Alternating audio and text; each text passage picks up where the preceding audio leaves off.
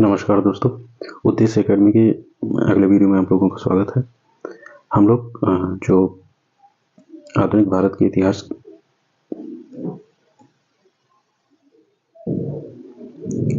के इतिहास की जो श्रृंखला चला रहे हैं उसको आगे बढ़ाते हुए आज आंग्ल मराठा संघर्ष को देख लेते हैं।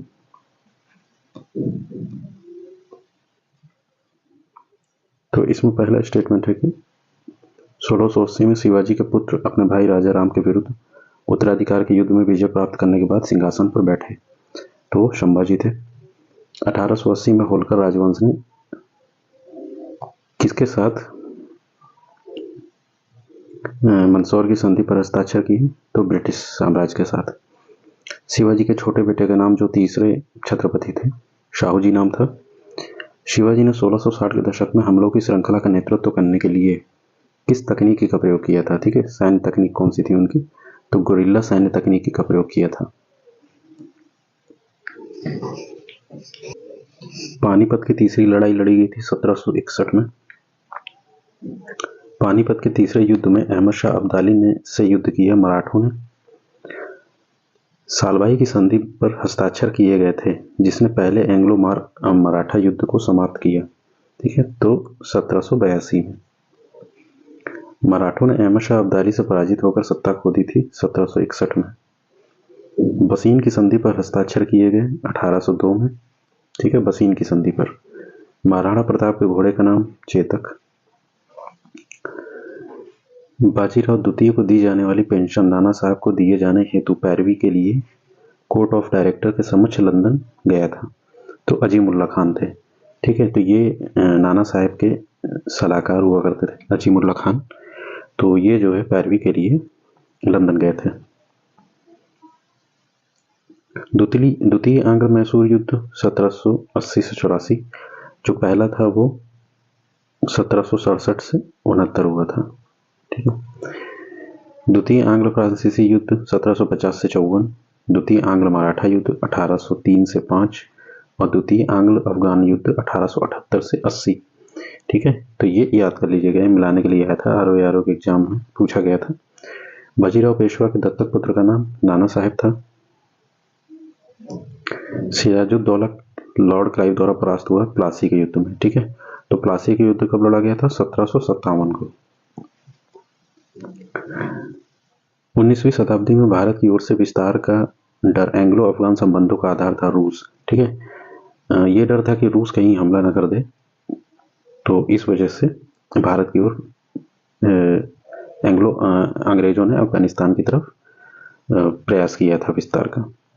ईस्ट इंडिया कंपनी के बारे में यह टिप्पणी है कि कंपनी एक असंगति है, परंतु यह उस व्यवस्था का भाग है जहां सब कुछ असंगत है। तो ये बात मैकाले ने कहा था। ठीक है, अब भाई इस तरह के स्टेटमेंट तो देने ही थे, क्योंकि भारत जैसे साम्राज्य को भारत उपमहाद्वीप में आप शासन करने जा रहे थे, तो इस तरह के स्टेटमेंट इन्होंने दिए। बाजीराव प्रथम या बाजीराव बल्लाल के पुत्र थे पेशवा बालाजी विश्वनाथ। तृतीय आंग्ल मराठा युद्ध के परिणाम स्वरूप पेशवाओं को प्रांतों का विलय बंबई प्रेसिडेंसी में हो गया। ठीक है, भारत में पूना के मराठा पेशवा बाजीराव द्वितीय और अंग्रेजों के बीच में बसीन की संधि से हस्ताक्षर किए गए 1802 में। सालबाई की संधि हस्ताक्षरित हुई 1882 में। पानीपत की तीसरी लड़ाई लड़ी गई 14 जनवरी 1761 को। ठीक है, पानीपत की तीसरी लड़ाई 14 जनवरी 1761 को। बाजीराव प्रथम 1720 से 1740 के बीच में शासक था पेशवा। ठीक है, पेशवा शासक था। पुणे कभी पेशवा की राजधानी के रूप में जाना जाता था, पुणे। बाजीराव सेकंड पेशवा वंश का संस्थापक था। ठीक है, मतलब यह है कि पेशवा ने कब कब्जा किया? पेशवा वंश के संस्थापक होने का मतलब यह है, पेशवा वंश का शासक होने का मतलब यही है कि पेशवाई जो है छत्रपति को अब नाम मात्र का शासक बना दिया जाना, और पेशवाई जो है पूरी तरह से हावी हो गई थी। वर्ष 1818 में मराठों द्वारा ब्रिटिश को दिए गए आत्मसमर्पण से मराठा साम्राज्य का अस्तित्व समाप्त हो गया, जिससे तीसरा एंग्लो मराठा युद्ध भी समाप्त हुआ। ठीक है, 1818 में। ठीक है, 1818 में मराठा अस्तित्व समाप्त हो गया और जो उसमें पेशवा थे उनको बिठूर भेज दिया गया था। कानपुर के निकट एक जगह है, पूना की संधि हुई, उस संधि के तहत बिठूर भेज दिया गया। अब आगे है ईस्ट इंडिया कंपनी और बंगाल के नवाब। 23 जनवरी 1757 को ब्रिटिश ईस्ट इंडिया कंपनी ने प्लासी के युद्ध में निर्णायक जीत हासिल की।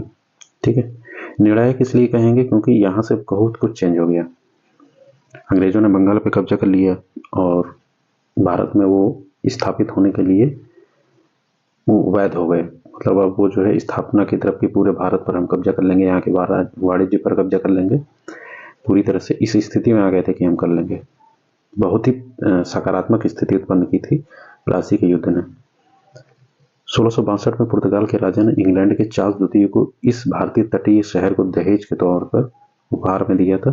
तो मुंबई में 10 पाउंड वार्षिक किराए पर दहेज में दे दिया था इंग्लैंड के चार्ल्स को। ठीक है, पुर्तगालियों ने, समझ गए, 10 पाउंड वार्षिक। भारतीय इतिहास में 1756 में घटित काल कोठरी की घटना हुई थी कोलकाता में। उस समय जो नवाब थे सिराजुद्दौला थे, 1756 में घटना हुई थी। बंगाल के नवाब सिराजुद्दौला प्लासी की लड़ाई में हारे गए 1757 में। प्लासी का युद्ध ईस्ट इंडिया कंपनी और बंगाल के नवाब सिराजुद्दौला के बीच में हुआ था। प्लासी की लड़ाई में अंग्रेजों ने भारत में राजनीतिक सत्ता हासिल की। यह लड़ाई हुई थी 1757 में।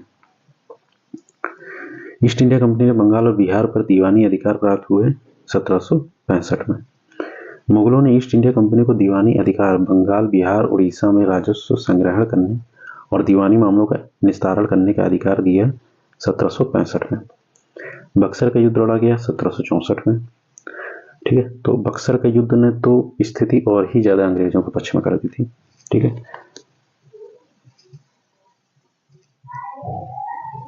अगला है कि ब्रिटिश ईस्ट इंडिया कंपनी के व्यापार का विस्तार हुआ 1756 में प्लासी की लड़ाई में और अंग्रेजों की जीत के बाद। 1757 प्लासी के युद्ध में ईस्ट इंडिया कंपनी की सेना का नेतृत्व किया था रॉबर्ट्स क्लाइव ने। प्लासी और बक्सर की लड़ाई में अंग्रेजी शासन की स्थापना की बंगाल में। मुर्शिद कुली खान ने खुद को बंगाल का नवाब घोषित कर दिया और अपनी राजधानी ढाका से हटाकर मुर्शिदाबाद कर दी। कंपनी की देशी एवं राज्यों के प्रति नीतियां। ठीक है, ईस्ट इंडिया कंपनी ने महाराणा रणजीत सिंह के साथ अमृतसर की पहली संधि पर हस्ताक्षर किए 1809 में। प्रथम एंग्लो बर्मी युद्ध का अंत हस्ताक्षर करने पर हुआ यह डाबू की संधि पर। ठीक है, यह डाबू की संधि 1826 में ये हुई थी। तो ये प्रथम एंग्लो बर्मी युद्ध था। बक्सर के युद्ध के बाद ईस्ट इंडिया कंपनी मुगल बादशाह को प्रतिवर्ष 26 लाख रुपए का भुगतान करने के लिए सहमत हुई थी। डलहौजी ने भारत में ब्रिटिश साम्राज्य के लिए अवध को कब्जे में लिया। ठीक है, डलहौजी ने अवध को कब्जे में लिया भारत में अव्यवस्था के माध्यम से, मतलब राज्य में अवस्था के माध्यम से। लॉर्ड आउस्ट्रम नाम का एक रेजिडेंट था उस समय जो अवध में तैनात था। उसने डलहौजी के कहने पर कुप्रबंधन की रिपोर्ट बनाई थी कि अवध में काफी कुप्रबंधन हो रहा है, राज्य में अव्यवस्था फैली है, नवाब ठीक से काम नहीं कर रहा है। उस समय नवाब वाजिद अली शाह थे, वो ठीक से काम नहीं कर रहे हैं। तो उस रिपोर्ट के आधार पर अवध पे कब्जा किया गया था। डलहौजी एक नीति उस समय चला रहा था, डॉक्ट्रिन ऑफ लैप्स की नीति, या उस नीति के तहत जो था कि जो भारतीय शासक जिनके वैध उत्तराधिकारी नहीं थे, जिन्होंने गोद लिया था उत्तराधिकारियों को, उनको ये लोग जो है ये मान्य नहीं कर रहे थे कि हम ऐसे राज्यों पर, ऐसे उत्तराधिकारियों को हम समर्थन नहीं देते हैं। हम जो है इन राज्यों को कब्जा कर लेंगे जहां पर भी वैध उत्तराधिकारी नहीं है। ठीक है, तो अवध में ऐसी स्थिति नहीं थी। अवध में क्या था, अवध में वैध उत्तराधिकारी बिजलिस कादिर उपलब्ध थे, वो बंगाल का नवाब बनते वाजिद अली शाह के बाद। लेकिन डलहौजी को लखनऊ पर कब्जा करना था, इसीलिए उसने ये षड्यंत्र रचा था कि राज्य में अव्यवस्था का आरोप लगा दिया जाए और इसको जो है अपने कब्जे में किया जाए। हड़पकर्ता नीति का कट्टर समर्थक था डलहौजी। यही हड़पकर्ता नीति, इसी को डॉक्ट्रिन ऑफ लैप्स कहते हैं। वह दूसरा प्रांत जिसने सहायक संधि को स्वीकार किया मैसूर ने। महाराणा दिलीप सिंह पंजाब के ब्रिटिश साम्राज्य के में विलय से संबंधित कागजातों पर हस्ताक्षर किए 29 मार्च 1849 को। अमृतसर की संधि थी ये। विलय का सिद्धांत के तहत राज्यों के विलय का सही क्रम क्या है? ठीक है, तो सतारा, बघाट, उदयपुर और झांसी। ठीक है, वैसे तो सही क्रम इसका है संबलपुर, फिर ठीक है, फिर जैतपुर, फिर सतारा, फिर बालाघाट,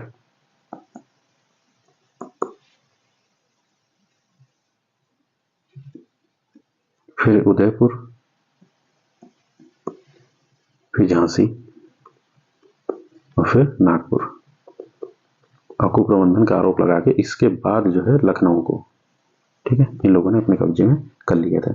तो सबसे पहले संबलपुर, फिर जैतपुर, फिर सतारा, फिर बालाघाट, उदयपुर, झांसी, नागपुर। तो ये क्रम था, ठीक है। उसी में सतारा, बघाट या बालाघाट मैंने बोला था, बघाट, उदयपुर और झांसी के बाद नागपुर। डलहौजी के पहले हड़प नीति को लागू किया मांडवी, कोलाबा, जालौर और सूरत पर, ठीक है। डलहौजी से पहले हड़प नीति को लागू किया गया था मांडवी, कोलाबा, जालौर और सूरत पर। उत्तर पश्चिम प्रांत में अवध का एकीकरण हुआ 1877 में। सहायक संधि स्वीकार की थी इंदौर के होलकर राज्य ने, नहीं की थी, ठीक है, इसमें लिखा है नहीं की थी, तो होलकर राज्य ने नहीं की थी। अवध नवाब वाजिद अली शाह को ईस्ट इंडिया कंपनी ने गद्दी से उतार दिया 1756 में। यही कुप्रबंधन का आरोप लगा के और लखनऊ पर कब्जा करना था। ये भी एक 1857 की क्रांति का एक महत्वपूर्ण कारण रहा था, क्योंकि अवध में सबसे ज्यादा संख्या थी सैनिकों की। लॉर्ड डलहौजी ने कुशासन के आधार पर अवध का विलय किया 1856 में। रिंग फेज की नीति से जुड़ा हुआ था वॉरेन हेस्टिंग्स। रिंग फेज की नीति एक तरीके से राज्य हड़पने की ही नीति थी। ये जो है वॉरेन हेस्टिंग्स से जुड़ा हुआ था। भारत के उत्तर पूर्वी भाग में त्रिपुरा की पूर्व रियासत का नाम था माणिक्य वंश का, ठीक है। भारत के राज्य का अहोम कहाँ पे शासन हुआ था? असम, ठीक है। अहोम वंश या असम में शासन किया था इसने। अवध के नवाब ने ब्रिटिश भारत के गवर्नर जनरल लॉर्ड वेल्लेस्ली द्वारा शुरू किए गए सहायक गठबंधन को स्वीकार किया 1801 में। आगे है ईस्ट इंडिया कंपनी ने कलकत्ता में सर्वोच्च न्यायालय की स्थापना की 1773 में। 1834 में ब्रिटिश भारत के प्रथम विधि आयोग की अध्यक्षता की लॉर्ड मैकाले ने। भारतीय क्षेत्र के ब्रिटिश राजस्व रिकॉर्ड में महाल एक राजस्व भू संपत्ति है जो हो सकती है एक गांव या गांवों का समूह, ठीक है। कृषक से एकत्रित भूमि राजस्व को जाना जाता है रैयतवाड़ी व्यवस्था के रूप में। भू राजस्व प्रणाली जिसमें भू इकाई के रूप में गांव को आधार माना जाता है महालवाड़ी प्रणाली लागू की गई थी उत्तर प्रदेश में, ठीक है। बंगाल राज्य बंदी अधिनियम, इसको बंगाल विनियमन थर्ड भी बोला जाता है, 1818 में लागू हुई थी। अंग्रेजों द्वारा अंतर्देशीय उत्प्रवास अधिनियम, इंग्लैंड इमिग्रेशन एक्ट, ठीक है। इनलैंड है ये, ठीक है। इनलैंड इमिग्रेशन एक्ट जो होता है, अंतर्देशीय उत्प्रवास अधिनियम जो माइग्रेशन होता है, वो 1859 में लागू किया गया था। वह अधिनियम जिसके तहत बागान मजदूरों को बिना अनुमति के चाय बागान को छोड़ने की अनुमति नहीं थी, अंतर्देशीय आव्रजन अधिनियम 1859। धर्मार्थ बंदोबस्ती अधिनियम पारित किया गया 1890 में। देखिए इस तरह के सवाल है कि एनटीपीसी में पूछते हैं और ये अच्छे सवाल हैं काफी, ठीक है। भारतीय सिविल सेवा के लिए एक अलग परीक्षा का प्रावधान किया गया था जो भारत में होनी थी, भारत शासन अधिनियम 1919 में। 18वीं की सदी के उत्तरार्ध में कंपनी बहादुर की शान और शौकत का स्थानीय प्रतिनिधि हुआ करता था दरोगा। तो कंपनी बहादुर की शान और शौकत के स्थानीय प्रतिनिधि दरोगा था, ठीक है।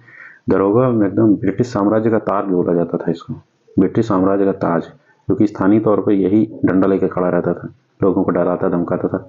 आज तक वही स्थिति बनी हुई है, ठीक है। तो ये ब्रिटिश बहादुर की शान और शौकत का स्थानीय प्रतिनिधि था। आरओ में पूछा है मनुष्य के पहचान है तो उंगलियों के निशान दुनिया भर में प्रथम बार 1860 में भारतवर्ष में प्रयोग किया गया था विलियम हर्शल के द्वारा। लॉर्ड मैकाले का संबंध है कानून के संग्रह से। रैयतवाड़ी बंदोबस्त जिसमें काश्तकारों को सीधे सरकार को वार्षिक कर चुकाना पड़ता था, शुरू हुआ बंगाल और मद्रास और बॉम्बे में। भू राजस्व प्रबंधन के उपाय के रूप में स्थायी बंदोबस्त लागू किया गया था लॉर्ड कॉर्नवालिस के द्वारा। भारत में अंग्रेजों द्वारा शुरू की गई राजस्व संग्रह की रैयतवाड़ी व्यवस्था रिकॉर्ड के लगान सिद्धांत पर आधारित थी। पीसी इल्बर्ट के अधीन परिषद के विधि सदस्य थे लॉर्ड रिपन, ठीक है। तो सीपी इल्बर्ट जो थे ये विधि सदस्य थे। लॉर्ड रिपन की परिषद जो थी, जो गवर्नर जनरल थे, और इन्होंने इल्बर्ट बिल लाया था 1883 में, जिसका व्यापक विरोध किया गया था अंग्रेजों के द्वारा ही। भारत में ब्रिटिश राज के दौरान रैयतवाड़ी प्रणाली तैयार की गई कैप्टन अलेक्जेंडर रीड के द्वारा। हॉर्ड मैकेंजी और रॉबर्ट मेल्टिस बर्ड द्वारा शुरू की गई थी माहलवाड़ी व्यवस्था। भू राजस्व की रैयतवाड़ी प्रणाली के तहत भूमि के स्वामित्व का अधिकार अंग्रेजों को सौंप दिए गए थे। ब्रिटिश सरकार उसे सीधे कर वसूल करती थी। ठीक है, तो रैयतवाड़ी व्यवस्था में किसानों से सीधे जो कर थे वो वसूल करती थी अंग्रेजी सरकार। किसानों को अधिकार दे दिए गए थे। किसान और अंग्रेजों के बीच में सीधे संबंध बने थे। इसमें ईस्ट इंडिया कंपनी के द्वारा स्थायी बंदोबस्त लागू किया गया 1793 में। Code of civil procedure 1859, Indian penal code 1860, criminal procedure code 1862 और पुलिस एक्ट 1861, ये जरूर रख लीजिएगा। ठीक है, code for civil procedure 1859, Indian penal code 1860, criminal procedure code 1862 और पुलिस एक्ट 1861। वर्ष 1854 में भारत में पहली कपास मिल की स्थापना कताई मिल के रूप में की गई मुंबई में। ठीक है, 1854 में ये काबस जी डाबर के द्वारा की गई थी। ठीक है, काबस जी डाबर, ये गुजराती व्यापारी थे, इनके द्वारा की गई थी। भारत में इंग्लैंड को धन निकासी का सिद्धांत देने वाले पहले राष्ट्रवादी थे दादा भाई नौरोजी। ड्रेन थ्योरी इन्होंने दी थी। और औपनिवेशिक काल में भारत के व्यापार की सबसे महत्वपूर्ण विशेषता थी निर्यात अधिशेष। 1853 में बम्बई और थाने के बीच में पहली बार ट्रेन द्वारा तय की गई दूरी थी 34 किलोमीटर। ब्रिटिश भारत के दक्षिणी प्रांत में एकत्रित राजस्व को रैयतवाड़ी प्रणाली द्वारा लागू किया गया था। ठीक है, तो दक्षिण के भारत के प्रांतों में भी रैयतवाड़ी व्यवस्था लागू थी। रैयतवाड़ी व्यवस्था दक्षिण भारत में लागू करने का यह कारण भी था कि वहाँ किसान बहुत छोटे छोटे थे, बिचौलिए वहाँ कारगर नहीं साबित हो सकते थे, तो सीधे ही अंग्रेजों को कर लेना सही लगा वहाँ पे। भारत में ब्रिटिश औपनिवेशिक सरकार द्वारा मॉन्टफोर्ड सुधार रिपोर्ट प्रस्तुत की गई 1918 में। कोलकाता में पहली जूट मिल लगाई गई थी रिसड़ा। ठीक है, सबसे पहले धन निकासी का सिद्धांत दादा भाई नौरोजी द्वारा। 1850 में अंग्रेजों ने रेल परिवहन की अवधारणा पेश की, जिसमें भारतीय अर्थव्यवस्था की संरचना को काफी प्रभावित किया। पहले नगर निगम की स्थापना 1688 में मद्रास के पूर्व प्रेसिडेंसी टाउन में ब्रिटिश काल के दौरान की गई थी। 1793 में वायसराय के शासनकाल में बंगाल की स्थायी बंदोबस्त लागू किया गया लॉर्ड कॉर्नवालिस के द्वारा। भारत में पहली रेल लाइन का परिचालन किया गया 1853 में। 1793 में बंगाल, बिहार, उड़ीसा में शुरू किया गया स्थायी बंदोबस्त। ईस्ट इंडिया कंपनी द्वारा वर्ष 1793 में स्थायी बंदोबस्त को अमल में लाया गया था।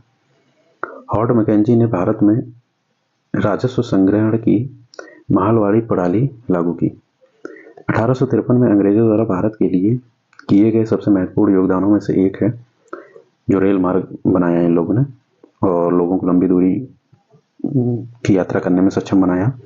तो रेल मार्ग जो है राष्ट्रवाद के सिद्धांत में भी, भारत में राष्ट्रवाद के उदय में भी काफी महत्वपूर्ण साबित हुआ था। रैयतवाड़ी व्यवस्था का जनक रैयतवाड़ी व्यवस्था के रूप में जाना जाता है, जो एक नई राजस्व प्रणाली थी। तो वो सबसे पहले कहाँ पे शुरू हुई थी? बॉम्बे डेक्कन में। दादा भाई नौरोजी वर्ष 1892 में यूनाइटेड किंगडम में हाउस ऑफ कॉमन्स के पहले भारतीय सदस्य बने थे। 1867 में भारत के प्रति व्यक्ति आय की गणना की और उसके हिसाब से poverty and un British rule of India प्रकाशित किया गया दादा भाई नौरोजी के द्वारा। स्वतंत्रता से पूर्व भारत में गरीबी की अवधारणा पर चर्चा करने वाले पहले व्यक्ति थे दादा भाई नौरोजी। 1818 में भारत की पहली कपड़ा मिल कलकत्ता में स्थापित की गई थी, फोर्ट ग्लास्टर में। ठीक है, भारत में अंग्रेजों द्वारा यात्रियों के लिए रेलवे की शुरुआत की गई 1853 में। वर्ष 1853 में बॉम्बे से थाने पहली रेल चली थी, ये सबको पता है। भारत में पहली रेलगाड़ी महाराष्ट्र में चली। बॉम्बे डेक्कन में पहली राजस्व बंदोबस्त की प्रणाली का संचालन हुआ 1820 में। स्थायी बंदोबस्त लागू करने के समय वर्धमान के राजा कौन थे? तेजचंद। ठीक है, स्वतंत्रता प्राप्ति से पूर्व भारत का सर्वप्रथम जूट मिल कहाँ स्थापित किया गया? बंगाल में, रिसड़ा में। ठीक है, रिसड़ा ऊपर देखा ही हम लोगों ने। चंपारण सत्याग्रह से पहले चंपारण के किसान पंचकठिया प्रणाली को अपनाते थे। इसमें नील की 1 बीघा भूमि पर 5 कट्ठों को बोया जाता था। तो नील में यही पंचकठिया पद्धति फिर 3 कठिया पद्धति में बदली। ठीक है, कि तीसरे हिस्से में, और फिर इसी 3 कठिया पद्धति से गांधी जी ने अपने आंदोलन को चंपारण में किया था, मतलब इसी 3 कठिया पद्धति के खिलाफ। वर्तमान में पश्चिमी उत्तर प्रदेश, मध्य प्रदेश और पंजाब के कुछ हिस्सों में 1830 में महलवाड़ी व्यवस्था को शुरू किया गया था। रैयतवाड़ी व्यवस्था शुरू की गई 1820 में। रैयतवाड़ी व्यवस्था को बम्बई में चालू किया गया। ठीक है, बम्बई और मद्रास में चालू किया गया। वॉरेन हेस्टिंग्स ने इजारेदारी व्यवस्था की शुरुआत की। इसके अनुसार राजस्व एकत्रित करने का उच्चतम बोली लगाने वाले को 5 साल की अवधि के लिए दिया जाता था। ठीक है, तो राजस्व एकत्रित करने का अधिकार जो है उच्चतम बोली लगाने वाले को 5 साल के लिए दे दिया जाएगा। ऐसी व्यवस्था इजारेदारी व्यवस्था थी और ये वॉरेन हेस्टिंग्स ने चालू की थी। ये व्यवस्था जस्ट स्थायी बंदोबस्त से पहले आई थी, बाद में इसको बदल के स्थायी बंदोबस्त लागू किया गया। भारत दुर्भिक्ष संहिता यानी अकाल वाली जो संहिता थी 1883 में इसका निर्माण किया गया। तो किस आयोग की सिफारिश पर? स्ट्रेची आयोग की। 18वीं शताब्दी से पूर्वार्ध में बंगाल में निर्यात होने वाले सबसे महत्वपूर्ण वस्तुएं क्या थी? शोरा, कच्चा रेशम, चीनी और अफीम। ठीक है, तो इतनी चीजें जो है बंगाल से निर्यात होती थी। शोरा, इसका इस्तेमाल बारूद ड्रम बनाने में किया जाता था। कच्चा रेशम जानते ही हैं, रेशम के कपड़े, चीनी और अफीम, ये चीजें बहुत महत्वपूर्ण थी अंग्रेजों के लिए। 1918 में भारतीय उद्योग आयोग के सदस्य के रूप में किसने अपनी रिपोर्ट प्रस्तुत की? एम.आर. जैकर। भारत में आधुनिक राष्ट्रीय आंदोलन के विकास में उत्तरदायी कारण नहीं था भारत में राजनीतिक विविधता। ठीक है, इंडियन सिविल सर्विस परीक्षा उत्तीर्ण करने वाले पहले भारतीय सत्येंद्रनाथ टैगोर। ठीक है, ये सत्येंद्रनाथ टैगोर थे कि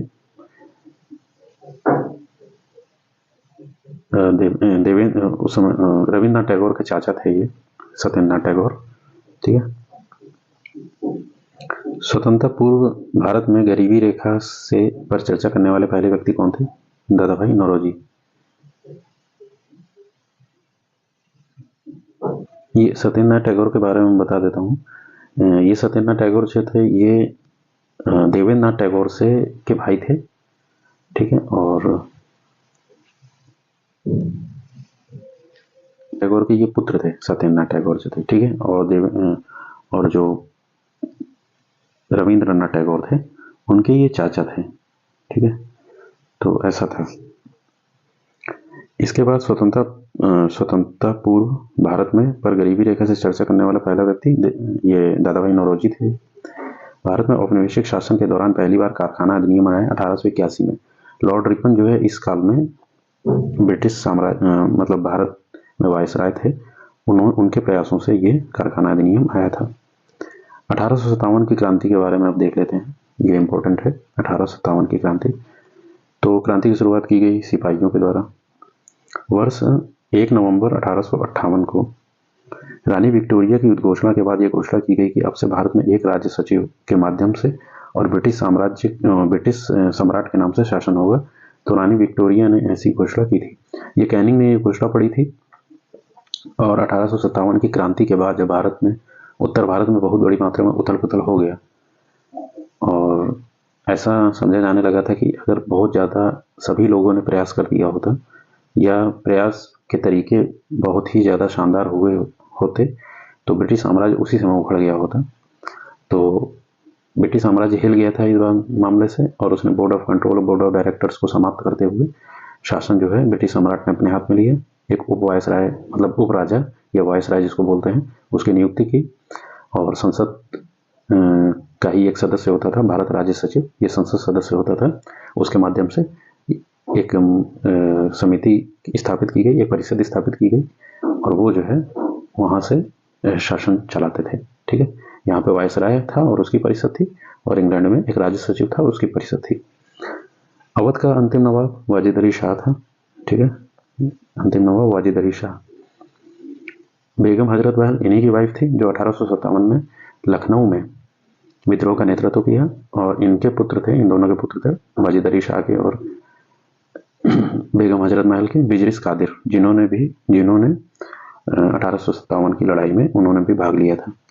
1717 में बंगाल में अकाल की घटना के कारण 1/3 लोगों की मृत्यु हो गई। समझिए कि बंगाल की जनसंख्या अगर 100 रहती तो 30 आदमी मर गए, और वो सीधे सीधे से यहाँ के राष्ट्रवादी जो लेखक थे उन्होंने सीधे सीधे से इसके लिए अंग्रेजों की नीतियों को जिम्मेदार ठहराया था, और जो सही भी था। जो लूट खसोट मची हुई थी उसी के कारण ये हुआ था। 1857 के स्वतंत्रता संग्राम से संबंधित नहीं है भगत सिंह, ठीक है। तो भगत सिंह का उदय बहुत बाद में हुआ, और वो जो है 1920 के बाद प्रकाश में आए थे। 1920 के बाद वो प्रकाश में आए। 8 से 9 साल उन्होंने बहुत मन से क्रांतिकारी गतिविधियां की थी। 1857 में क्रांति का कारण क्या थे? लॉर्ड डलहौजी की अपहरण की नीति, डॉक्ट्रिन ऑफ लैप्स कहते हैं इसी को ही, राज्य हड़प नीति, अपहरण की नीति। इसके बाद दूसरा था सैनिकों को सूअर एवं गाय की चर्बी के कारतूस देना। ये भी फैला हुआ था। अंग्रेजों ने इसे अफवाह करार दिया था, लेकिन भारतीय जो सैनिक थे और मुसलमान जो सैनिक थे उन्होंने कहा था कि धर्म भ्रष्ट करना चाहती है अंग्रेजी सरकार, और हमको परिवर्तित भी करना चाहती है, धर्म परिवर्तन भी करना चाहती है। तो इस तरह के आरोप लगाए गए थे। भारतीयों का आर्थिक शोषण, भारतीयों का आर्थिक शोषण से मतलब ये है कि आप जानते हैं अनाप शनाप टैक्स तो लगाई थी उन्होंने, और प्लासी के युद्ध के बाद तो जो आर्थिक दोहन था वो बहुत भयानक तरीके से बढ़ गया था, ठीक है। और विलियम बेंटिंक जैसे लोगों ने कहा था कि जो भारतीय मिट्टी है वो कामगारों की हड्डियों पर से दब गई है, ऐसे स्टेटमेंट उन्होंने करीब करीब दिए थे। और गांव की अर्थव्यवस्था को पूरी तरह से, जो 100 अर्थव्यवस्था थी गांव की, वो पूरी तरह से खत्म कर दी थी। तो बहुत आर्थिक शोषण किया गया था। वाणिज्यिक खेती को बढ़ावा दिया गया। उससे भारत की अपनी जो खेती व्यवस्था थी, अपनी जो कृषि अर्थव्यवस्था थी, वो सब खराब हो गई थी। तो हर वर्ग का इन्होंने शोषण किया, हर वर्ग का। 1857 में विद्रोह के समय मुगल शासक कौन थे? बहादुर शाह जफर या बहादुर शाह द्वितीय कहा जाता है इनको। वह प्रसिद्ध भारतीय शासक जिसने 1857 के विद्रोह के दौरान झांसी के विद्रोह का नेतृत्व किया, तो रानी लक्ष्मीबाई। रानी लक्ष्मीबाई जो है झांसी के विद्रोह का नेतृत्व किया था, ठीक है। झांसी के विद्रोह से संबंधित एक व्यक्ति और है, उनका नाम है काले खान, ठीक है। ये पूछ सकता है, ठीक है, काले खान। तो इन्होंने रानी लक्ष्मीबाई के सपोर्ट से इन्होंने किया था, लेकिन इन्होंने वो विद्रोह पहले थोड़ा सा किया था। 1857 के विद्रोह का परिणाम था ईस्ट इंडिया कंपनी की शक्तियों को ब्रिटिश काउन में हस्तांतरित कर देना, ठीक है। यही था महारानी विक्टोरिया का जो घोषणा पत्र था, जो लॉर्ड कैनिंग ने पढ़ा था, वो यही था कि समस्त शक्तियों को ब्रिटिश काउन में स्थानांतरित कर दिया जाए, और एक राज्य सचिव की, भारत राज्य सचिव जो होता है, ब्रिटिश संसद का सदस्य होगा, उसमें उसके माध्यम से शासन किया जाएगा, और वायसराय की नियुक्ति यहाँ पे की जाएगी।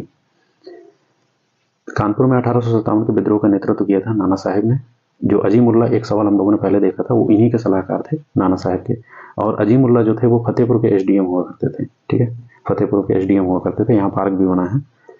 जब मंगल पांडे विद्रोही हो गए तब 34वें मूल इन्फेंट्री रेजिमेंट में एक सिपाही थे जो बैरकपुर में स्थित थे वो, ठीक है। तो अक्सर ये सवाल पूछता है कि मंगल पांडे किस रेजिमेंट से थे, तो 34वीं रेजिमेंट से थे, 34वीं इन्फेंट्री रेजिमेंट के सिपाही थे। रामगढ़ की रानी अवंतीबाई लोधी ने अंग्रेजों के खिलाफ 4000 की सेना खड़ी की और नेतृत्व किया। उनके राज्य के प्रशासन का अधिकार ले लिया, ठीक है। तो रामगढ़ में रानी अवंतीबाई, ठीक, ये नाम याद रखिएगा, रानी अवंतीबाई। ये 2022 में ही यूपी में पूछा है। आज़ादी के अमृत महोत्सव में एक पॉइंट ये है कि आज़ादी के अमृत महोत्सव में बहुत से क्रांतिकारियों को, बहुत से स्वतंत्रता संग्राम सेनानियों को उद्घाटित किया गया है, जो पहले चर्चा में नहीं थे, जो आज़ादी के अमृत महोत्सव के दौरान चर्चा में आए हैं। उनके नामों को जरूर एक बार अगर कहीं मिले, कहीं दिखे आपको, तो उनके नामों को जरूर नोट कर लें। साल भर में ऐसे बहुत से नाम प्रकाश में आए हैं जो जिस पे एग्जाम पूछ सकता है। तो इतिहास जो नए प्रश्न बनने की उम्मीद है वो वहीं से है, तो उनके नामों को जरूर देखना। 1857 के विद्रोह के प्रसिद्ध नेता में से एक थे तात्या टोपे।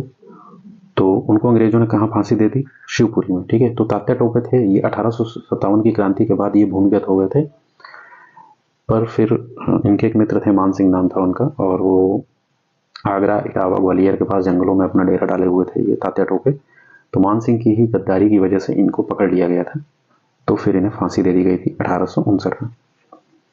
अंग्रेजों ने औपचारिक रूप से अवध राज्य पर कब्जा किया 1856 में। 1857 के विद्रोह काल के समय उत्तर प्रदेश के बड़ौत में विद्रोह करने वाला शाह मल जो था वो युद्ध में मारा गया 1857 में। मई 1857 में नवाब की पत्नी बेगम हजरत महल ने लखनऊ में विद्रोह का नेतृत्व किया अवध में।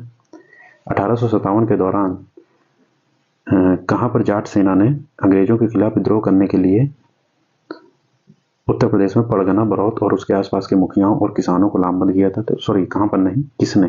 तो शाहमल ने। ठीक है, शाहमल जो व्यक्ति थे उन्होंने जो है, ये जाट नेता थे, अंग्रेजों के खिलाफ विद्रोह करने के लिए उत्तर प्रदेश के परगना, बड़ौत वही परगना जो है।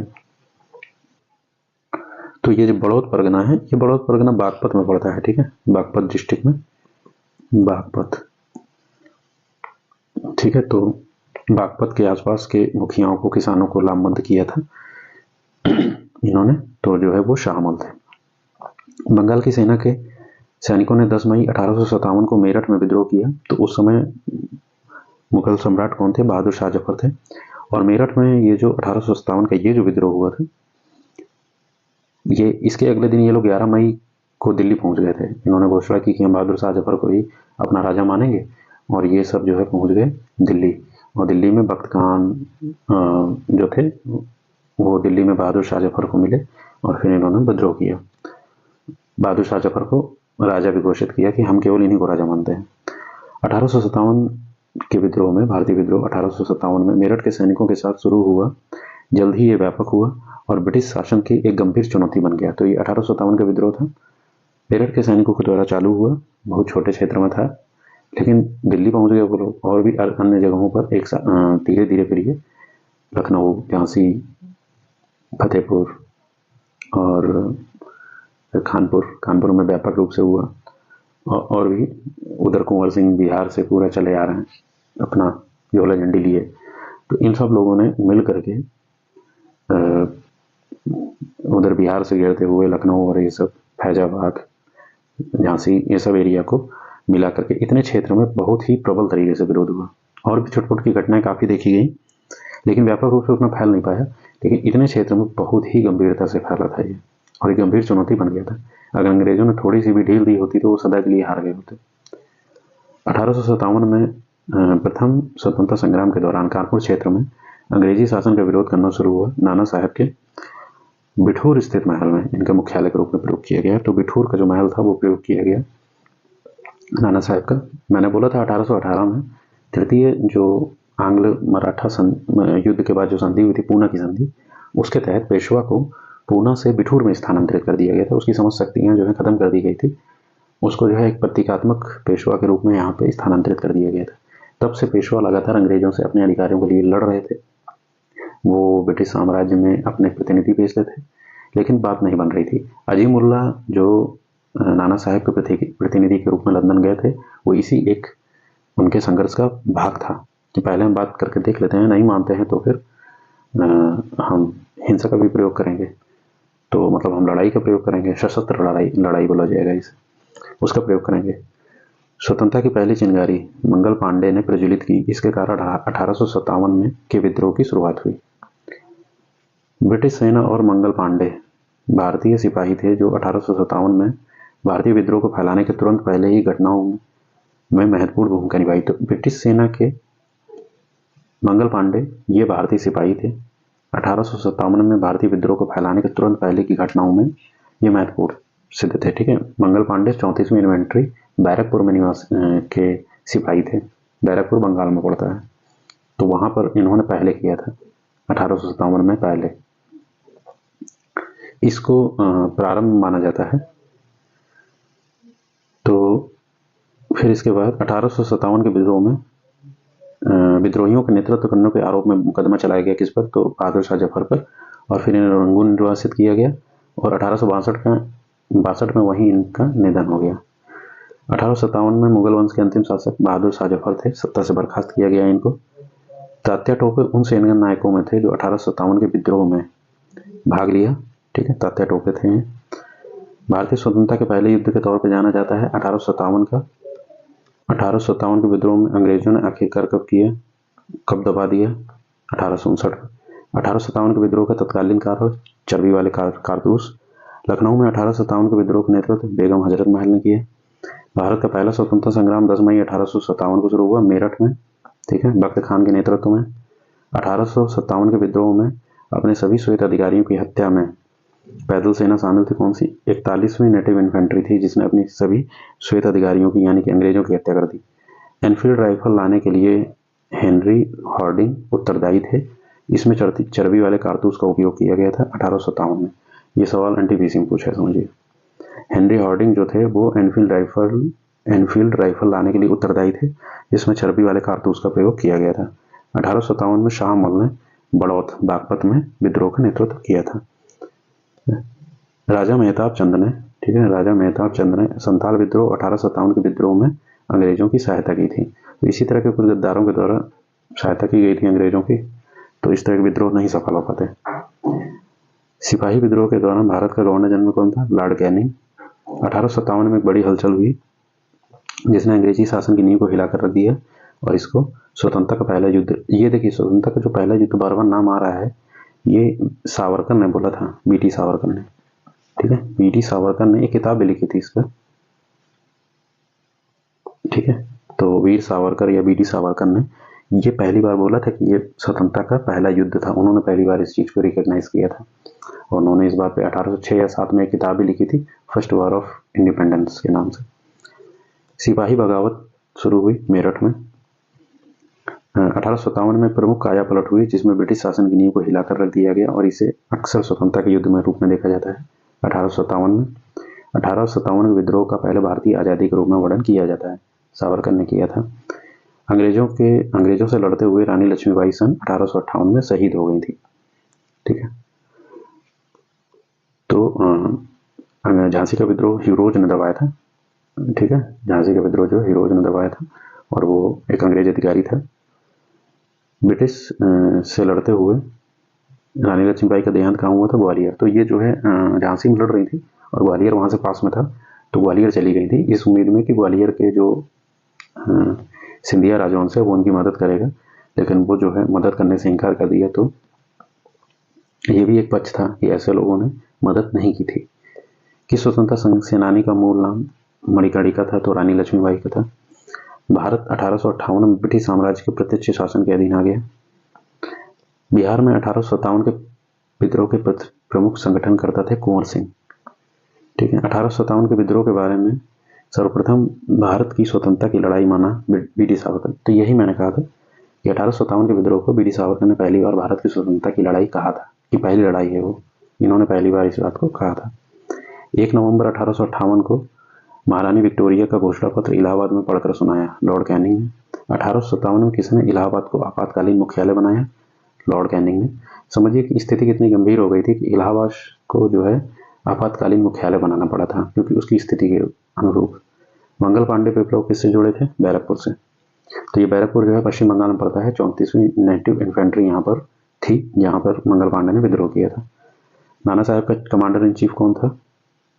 Tatya Tope. Commander in chief मतलब उनकी सैन्य कर्ता धर्ता जो थे वो तात्या टोपे थे।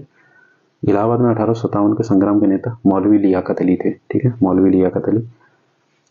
इनकी सिर को काट करके कोतवाली के गेट पर टांग दिया था अंग्रेजों ने। ये हश्र किया था स्वतंत्रता संग्राम सेनानियों के साथ अंग्रेजी सेना ने। 1857 में स्वाधीनता संघर्ष की वीरांगना महारानी लक्ष्मीबाई की जन्मस्थली थी वाराणसी। तो वाराणसी में इनका जन्म हुआ था, जन्मभूमि थी, और कर्मभूमि इनकी झांसी थी। अपने पुत्र के स्थान पर दूसरे उत्तराधिकारी को गोद लेने के अधिकार को पुनः स्थापित किया 1857 की साम्राज्ञी ने जब घोषणा की विक्टोरिया ने, तब, ठीक है, उत्तराधिकारी वाला जो नियम था, जो जिस पर रोक लगा रखी थी लॉर्ड डलहौजी ने, उसको बहाल किया गया। 1857 की क्रांति से पूर्व ब्रिटिश और भारतीय सेना 1:5 में थी। बाद में इसको घटा करके 1:3 का अनुपात किया गया। 1857 के संग्राम के केंद्रों में सबसे पहले अंग्रेजों ने किसे पुनः अधिकृत किया? दिल्ली को। असम में 1857 की क्रांति का नेता था दीवान मनीराम दत्त। इन्होंने जो है असम में 1857 की क्रांति का नेतृत्व किया था। 1857 में संघर्ष में भाग लेने वाले सिपाहियों की सर्वाधिक संख्या अवध में थी, ठीक है। अवध में करीब 3 लाख सैनिक थे, जो अंग्रेजों से बहुत ज्यादा थे। वही लोग हराते थे, अकेले हराते थे, अगर कुशल नेतृत्व मिला होता तो। ये कुशल नेतृत्व होना ये एक बात की कमी थी। जैसे कि कुंवर सिंह लोग थे, तो जो कुंवर सिंह थे वो अच्छे नेतृत्व करता थे। उनके पास अगर इतनी बड़ी फौज रही होती तो ही मंजर कुछ दूसरा होता। तो भारतीय भाषा में 1857 के विप्लव के कारणों पर लिखने वाला प्रथम भारतीय कौन था? तो सैयद अहमद खां था। तो सैयद अहमद खां उस समय जज के रूप में तैनात थे, एक जिले में थे, उत्तर प्रदेश का ही कोई जिला था, मुझे याद नहीं आ रहा है। उस जिले में ये जज के रूप में तैनात थे और इन्होंने फिर आंखों देखा हाल लिखा था 1857 का। 1857 में शिक्षा के क्षेत्र में सॉरी मैंने जज बोल दिया, जज के असिस्टेंट के तौर पर जूरिस्ट थे, मतलब जुडिशरी सर्विस के ही रूप में वहाँ पे तैनात थे। ये शायद पूर्णतः जज नहीं थे, मुझे इस बात में थोड़ा सा कन्फ्यूजन है। तो ये हालांकि सैन्य सेवा में, उसमें न्यायिक सेवा में थे और तैनात थे एक जिले में। तो इन्होंने आंखों देखा हाल लिखा था। 1857 में शिक्षा के क्षेत्र में महत्वपूर्ण घटना घटी। कलकत्ता, मद्रास, बम्बई विश्वविद्यालय की स्थापना 1861 में हुई थी ये स्थापना, मतलब 1857 में ही स्थापना हो गई थी। 1861 में न्यायालयों की स्थापना हुई थी। ठीक है, ये गलत बता गया मैं। 1857 में हिंदू मुस्लिम षड्यंत्र का प्रतिबल था, ये जेम्स ऑस्ट्रॉम इसी ने रिपोर्ट बनाई थी। तो अवध की रिपोर्ट इसी ने बनाई थी, कुशासन की। इसी ने क्या कहा था? 1857 के क्रांति को हिंदू मुस्लिम षड्यंत्र कहा था।